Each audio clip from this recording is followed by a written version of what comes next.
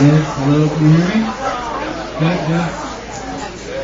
Hey there. Good evening. I'm Michael Dunn, and I'd like to thank all of you for taking your time to come out to Rockstar Gallery this evening. Well, I'll tell you, there's so much that happens at the Berkeley Gallery, and there's so many elements to Rockstar that I get excited about. And for those of you that have come in over the last month and a half or so since we've been open, that you know it does take a whole lot to engage in a conversation that usually runs quite a while like this stuff. But probably one of the most exciting elements personally for me at Rockstar is I get the opportunity to not only talk to, work with, and establish relationships with the best rock and roll photographers in the entire world. And there truly are a handful of them. And it's not only a privilege, it's an honor to have Mr. Robert Knight in Rockstar Gallery tonight. So, ladies and gentlemen, Mr. Robert Knight.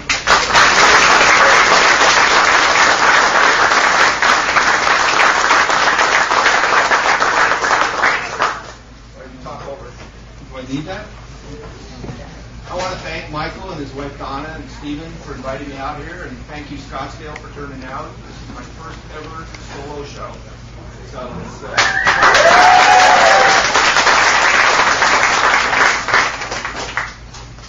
as you can see, I was very fortunate and blessed to be at the right place at the right time as a young boy. I got a vision when I was about 16 years old. I accidentally kind of went to London and ended up on the set of a very famous movie that was about a rock and roll fashion photographer. The artwork happened to be appearing in the movie. And I had been around a group of people growing up in Hawaii that were very artistic. They played the guitar, they painted, they drew, and I felt left out. I felt like I didn't have an outlet for any kind of artistic form. I couldn't paint, couldn't draw. I was left-handed. I was like, how can I never play the guitar? Jimmy came along, who was left-handed. It was inspirational, but the whole thing with photography connected. And I went back to Hawaii after this school break, and that was my focus. I thought, I've got to be a photographer. I have to figure out how to get myself next to these bands, which were British. And I growing up in Hawaii. My father and mother were missionaries to Hawaii, so it was a very unusual existence. I wasn't allowed to go to rock concerts or go to movies or anything, so I was very closetly doing it. And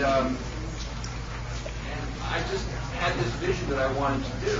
And so I got a job, probably the first and only real job I ever had. I was a caddy at a golf club.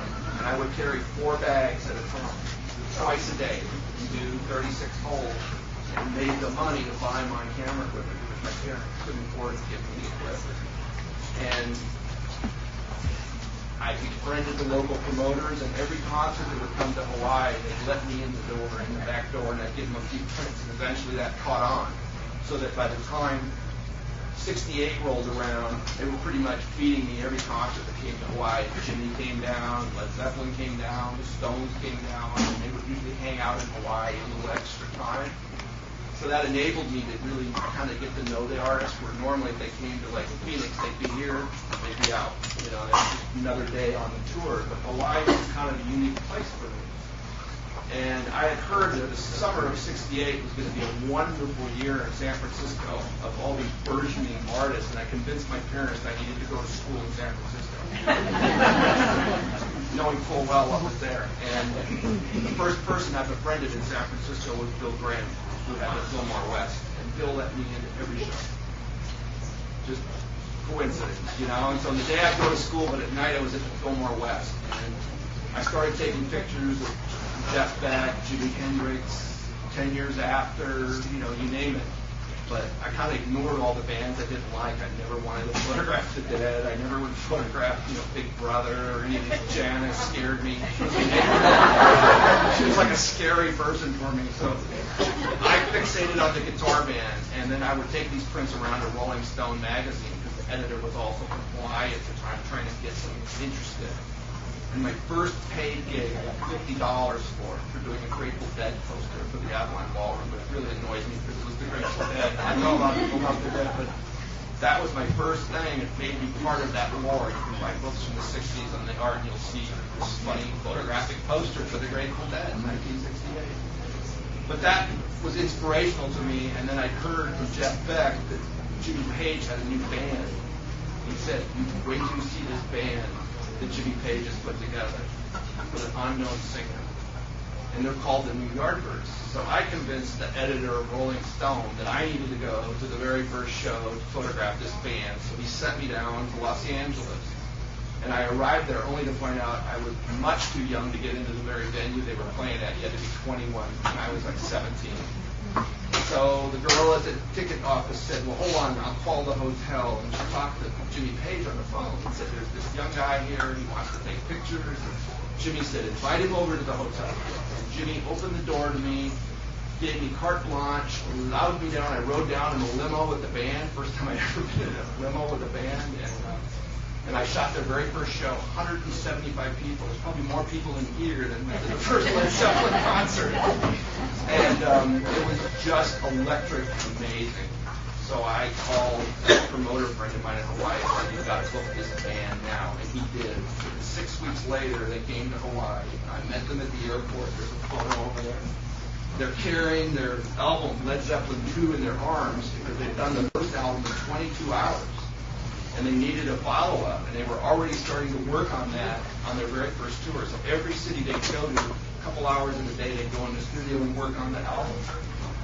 So I was the only person they knew in Hawaii, and I had a Volkswagen Bug, and I would drive them around and would take them. I took them to a local radio station in Hawaii. I called it up and said, hey, you want to interview that guy? He's like, who's that? Trust me. So, you know, it kind of gave them the exposure. So we had developed a friendship there, but I kept asking Jimmy Page about Jeff Beck, and he kept saying, if you ask me one more time about Jeff Beck, you can't come around this band. But eventually he introduced me, and that's where I really bonded. And I have almost, a 38-year relationship with Jeff. I just talked to him last week. And for me, I guess that's what separates me from a lot of the other contemporary photographers, is I actually develop relationships with some of these people that span, decades. Carlos Santana, Elton. Though we don't see each other often, but when we do see each other, it's really good and gratifying. So it's that's sort of how I got into the business. And I've had a parallel career as a commercial photographer because there was never any money in this early on. They're just, I paid for my own. I paid for my own air, my own transportation, and Zeppelin would give me access to all these different shows. And, eventually, that was a good thing because it turned out I owned everything. Where a lot of other people I know that shot these bands did it for hire, and their negatives were turned over to the record companies or became part of the artist's repertoire. So, and Stevie Ray was very passionate about saving people's lives because he wasted so much of his life. And the last 6 years was a chance to get back to this fan base, tell and spread the word, be careful what you do, take care of each other, think globally, and we really bonded. So I guess, if you look around, you'll just get to see what I glimpsed for 38 years, 39 years of traveling the world and hanging out with some pretty cool folks. Robert, did you take Stevie Ray's last picture? I did. These pictures here, especially this one with Eric Clapton, I got invited to this show at Alpine Valley, and these were the very last photos taken ever of Stevie Ray. Especially the one with Eric Clapton, and then there's a color one over here, which is the last song of the last set that Stevie ever did, and he was doing Voodoo Child. And that was a personal thing. He asked me to come in during this song and shoot because it was that date, August 26th, was also the last date that Hendrix played. That's what he told me. And I had shot that show, which is over there. There's some shots at an outdoor concert in Sacramento I did with Jimi Hendrix, and that was the last show of his American tour before he went to England and passed away. So yeah, several of these are the last photos ever taken of Stevie. Did he offer you a ride on the helicopter that night? He was trying to get me to go down to Chicago with him for 2 days to go to Buddy Guy's Club because they were all wanting to go down there, and he had suggested that I go with him, and I just said, no, I cannot. I do not want to go back. Good move. Yeah. He wasn't meant to be on that helicopter. The bass player for Clapton had a funny feeling that night. His name was Nathan East. He told Eric, he says, I don't want to go back on the helicopter. So Eric was like, hey, anybody want to go back? And we were all surprised because Stevie never would do anything on his own because he'd been through 6 years of sobriety, but he never trusted himself to be alone. And he'd say, I'll go. And everybody, even the managers, were like, really? You know, they were really sort of surprised. But he had a premonition of his own death. We had talked about it for 2 days. He said Dr. John had told him some, and he could feel his career, and he wasn't worried. He said, when it's your time to go, there's nothing you can do about it. So, but he did know. I mean, that was a funny thing that we shared that night. I'm partial to the Stevie, this one up here, because I really feel there's this very strange light appeared in this photo, and that light wasn't at the event. And we couldn't figure out what it was. It spotted these 3 frames. It was only on 3 frames. So I clipped it and made it one image. And it looks like there's some sort of energy hitting from the back. And then as it's going through his body, becoming wider and fatter. The apparent light is actually through his solar plexus. And I honestly felt like it was a premonition of some sort. And Stevie, there's a guitar over there that Stevie signed. In the last years of his life, he'd always write Soul to Soul as a kind of moniker in his signature. And that's what I titled that when I gave that to Carlos. I wrote on there, Soul to Soul. Santana wrote me this incredible letter about Stevie being in the light and this representation of this really very old thing. But that's probably one of them, for me, a very profound photo because it had nothing to do with whatever this is going on. This had to do with Stevie, but I was lucky enough to capture it. You know? Robert, which artist has surprised you the most in terms of business and personality? Jimmy, because Jimmy had this aggressive, violent thing that he was doing on stage, and yet off stage he was the sweetest, mellowest, non-militant, I don't know, he didn't get caught up in the times, you know, where there was a lot of discord and a lot of racial problems in America at the time, and Jimmy was like trying to create an electric church. And that was what he called this concert, was an electric church, which transcended all the genres. There's a picture out front, which is a kind of collage that I did that I call Electric Church, because that's sort of an honor that I did. 5 or 6 of his fabulous guitar players. And the idea that these guys playing together. Robert, what's your favorite story or experience with making keys? So the weird thing is I got booked by Rolling Stone magazine to cover the Stones while they were in Hawaii, and I was so excited about this. And at the last minute, we flew Annie Leibovitz, and I got cut out of the deal. But they allowed me to have unfettered access for 3 shows they did in Honolulu, and I was allowed to shoot the entire set right below the stage. And I was told by the local promoter that I could go anywhere except in the dressing room. This was a place I was not allowed to go. And the main promoter was Bill Gray. And I was standing around the backstage, but not in the dressing room. And Bill Graham spotted me and he says, I thought I told you to go in the dressing room. Go in the dressing room. So I listened and I went into the dressing room and I went into Keith's dressing room. And he was sitting there with a bottle of Jack. I had the camera, and at the time I wasn't aggressive enough to pull the camera out, so I sat there for like 30, 40 minutes with Keith looking at me, and I'm looking at Keith. So that was, my first run-in with Keith. Subsequently, I've been at parties at Chef Next House to be invited to take over and have really happy conversation.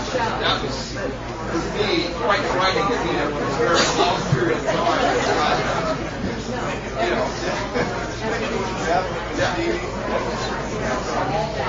Guitar World actually asked me if I could do a cover, and this was before Jeff Beck, Stevie Ray started that tour, and I was taking up Prince's rehearsal facility in Paisley Park. And Jeff was really reluctant to do a picture with another guitar player, because these guys like Beck Page and Slack feel like by getting another guitar player sort of knighting another guy, so they were very conscious, and so Jeff was kind of reluctant, and it took me over an hour. Stevie would come out on the backdrop, Jeff would be on the backdrop, Stevie would be. This was just before the tour in 1989, but eventually I got him there, and it was probably one of the first shots, and Jeff wouldn't look up. He was just playing the guitar, and Stevie walked next to him, and it sort of evolved, and eventually, by the end of the shoot, I had pictures in the sequence where you put arms around each other and you're doing all kinds of great things. But it took a while, and the same thing with Clapton, because for Clapton to take a picture next to Stevie, and it's like passing the torch. That's why Stevie meant so much to him to have Eric in a photo with him, because that was the one time he ever played with Eric. And then they all jammed together at the end of the night. This was the most amazing thing. All these A-list guitars were pounding it in the initial song. They played in Hawaii. I photographed the Allman Brothers.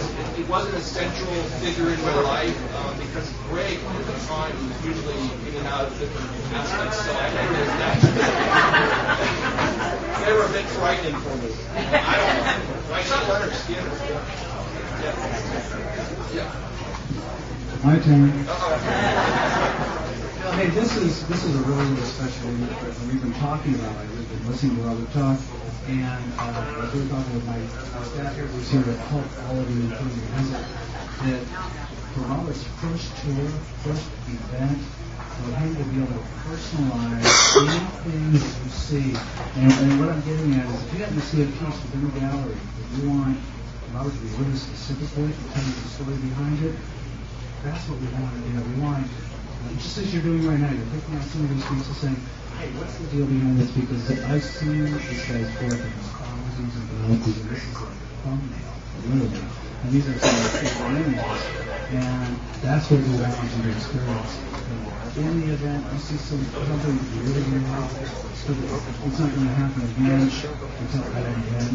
This guy can actually personalize something for you. And whatever you want, and you can attach it to this photo. So fire away with your questions. Pick out whatever you like. I'm a great staff here, my wife Donna. Watch out for this little guy. His philosophy is buy one, get two free. So that's not going to work. We have Tarp, we have Dave, and we're having great photographers and Jerry Lonnie with us. So if you have any questions regarding anything that you like, we can help you out, okay? Robert's all yours. Wonderful.